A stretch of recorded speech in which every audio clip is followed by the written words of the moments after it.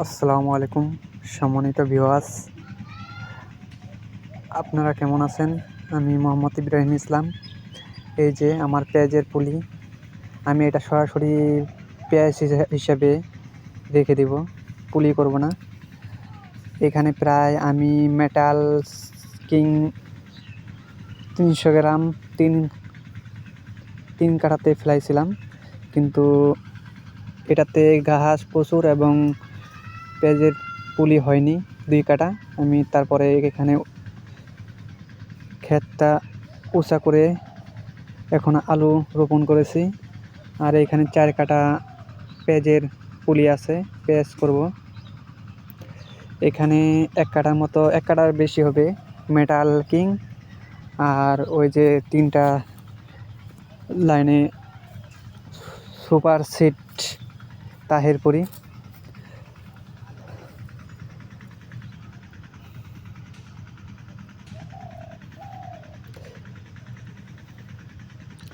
এই পেঁয়াজের বয়স প্রায় আপনার 37 দিন, কিন্তু সেই অনুযায়ী গাছগুলো বড় হয়নি।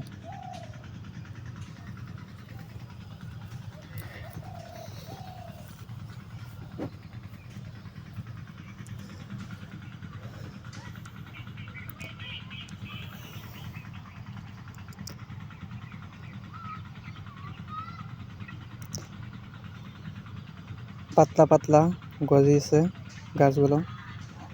এখানে প্রায় আমি 3টা নিড়ানি দিয়েছি। প্রায় এই 4 কাঠাতেই 13টার মতো হাজিরা লেগেছে। এখানে যতই ঘাস বাছা হয় ততই আরও গাছ গজে ওঠে, কিন্তু গাছগুলো একবারে বয়স অনুযায়ী ছোট ছোটই আছে। গতকালকে পানি দিয়েছিলাম, আজকে তাও চেহারাগুলো একটু ভালো আছে।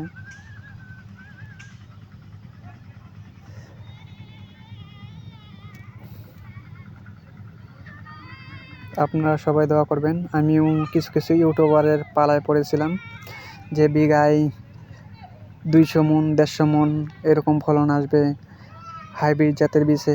দেখা যাক আল্লাহ পাক যতগুলো ফলন দেবে তাতেই আলহামদুলিল্লাহ। দোয়া করবেন আপনারা যেন আশানুরূপ ফলন পাই। আসসালামু আলাইকুম, ফি আমানিল্লাহ।